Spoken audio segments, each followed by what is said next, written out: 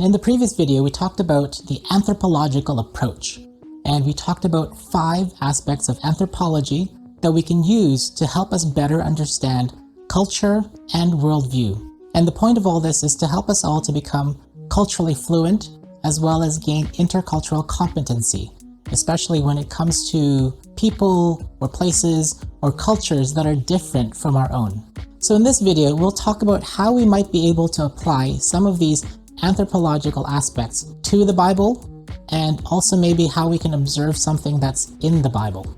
Now here are 8 topics that I've come up with. So first topic is better Bible reading. Second topic is beware of anti-Judaism. Third topic is reading what Jesus and his disciples may have read at that time. Fourth, learning about the actual cultural values that are in the Hebrew Bible. Fifth is making room for other cultures to interpret scripture and to interpret different parts of scripture. 6, being aware of and being okay with language ambiguity and how language is translated.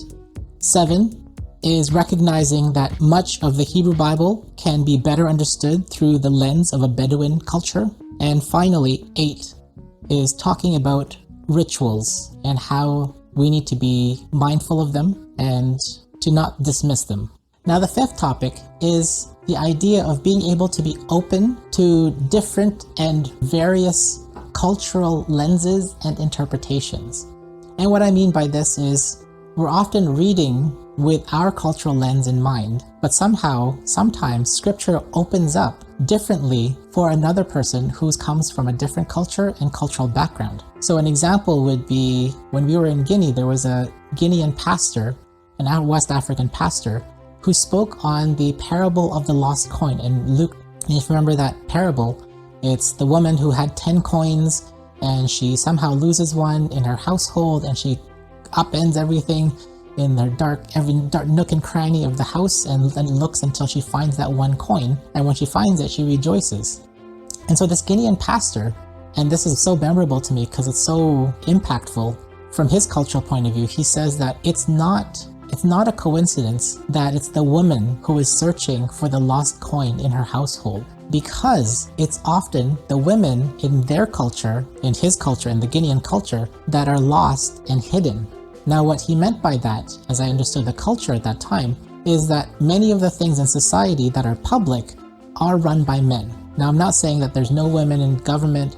There are women in government, there are women in education, there are women in healthcare, and there are women about in the public market, but a vast majority are still hidden in their compounds, cooking, cleaning, doing their laundry, and doing household management. And so they're often spending most of their days in the compound, not in the view of the public. And so what the pastor was saying, that as they're wanting to be missional in their community, to represent Jesus well in their community, they need to be going into these homes. The women need to be going into these homes and meeting with these women who are hidden, and that they need to search for them and to be intentional about them. And I thought, wow, that is so insightful and so full of wisdom that I cannot forget that.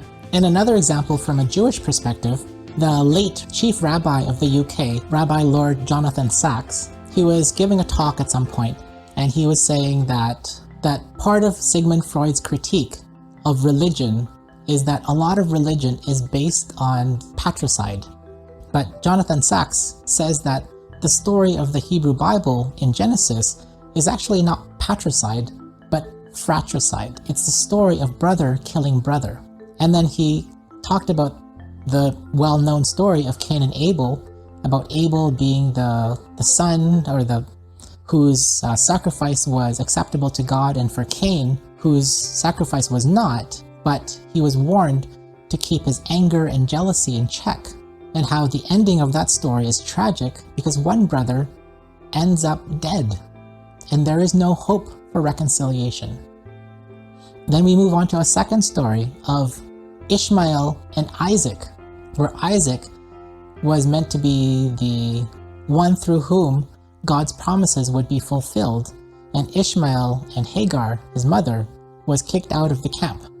But God still promised to bless Ishmael and make him into a great nation as well.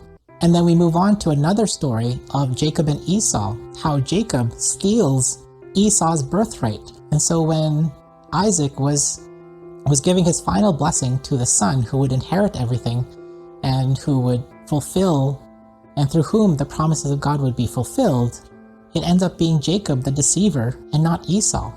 And then talking about the story of Joseph and his brothers. Now, Jonathan Sacks highlights how each of them has made a progression towards reconciliation. With Ishmael and Isaac, they reconcile in the end to some degree when they meet together to bury their father Abraham.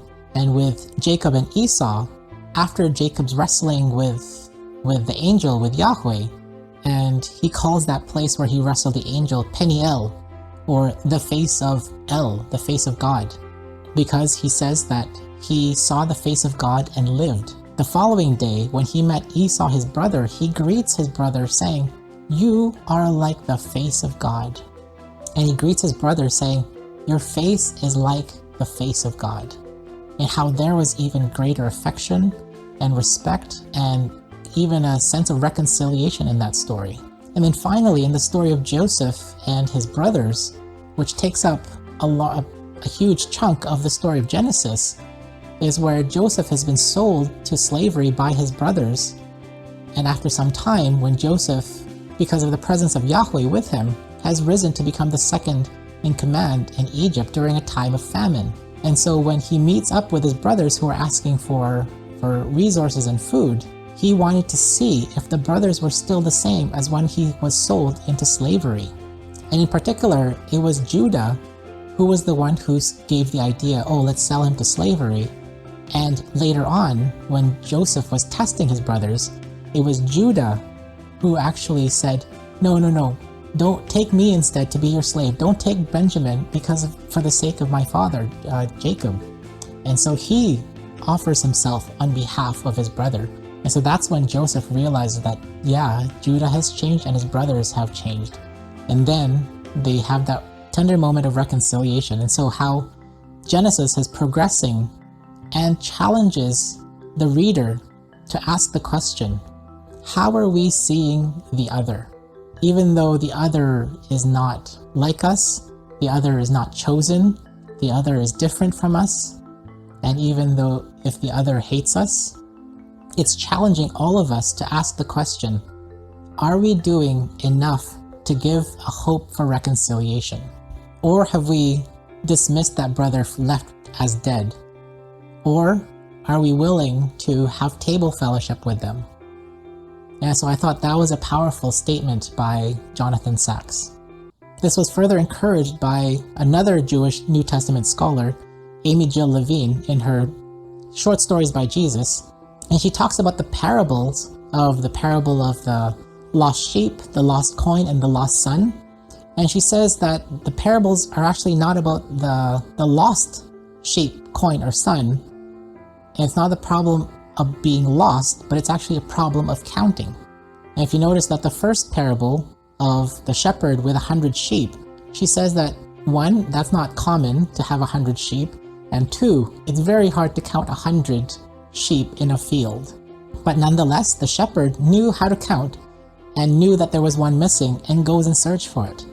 The second parable, which is a little bit easier, 10 coins, the woman knows how to count and she knows that there's one missing and goes and does what's necessary to search for it, and when she finds it, is rejoicing.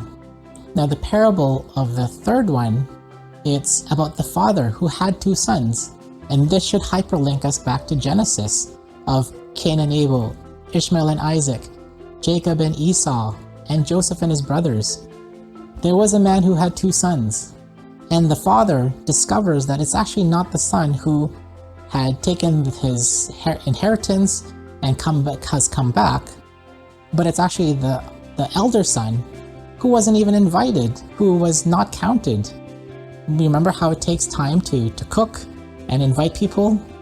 And the son was out somewhere in the field, and so the father realizes that his elder son is missing and goes and does what's necessary to at least have a hope for reconciliation. And so Amy Jill Levine talks about these parables, saying that these parables challenge us to ask the question, have we lost someone? Have we lost count of someone? Have we discounted someone in our relationships? Whether it be a sibling who's no longer having table fellowship with us, or it could be a friend that we had a fallout with. Have we lost count and discounted them? Have we considered them for dead and not even doing what's possible so that there could be reconciliation? And so this parable, even though sometimes we talk about it's the loving father talking about the prodigal son, it's actually not about that, but it's actually challenging us in our contemporary society about who have we discounted, who is missing, and have we lost count? Are we doing everything that we can so that when they are found and that there's reconciliation, there is rejoicing in heaven? Now, these are the kinds of cultural lenses that we need to have because they offer us a wealth of wisdom that allows us to live well in this world, and not just about theology or being right about some things, but being able to see the other as someone like your brother or sister. And it challenges us, especially in our days where you have issues of Black Lives Matter, of injustice happening to a particular people group, and disenfranchisement in the cultural and structural level that are pushing people down. Or you're talking about the other side of the Proud Boys who are using ideologies and weaponizing things like the Bible so that they can oppress or rule out and segregate parts of society and whole people groups who are not like them. It challenges us, and hopefully we can learn from these things.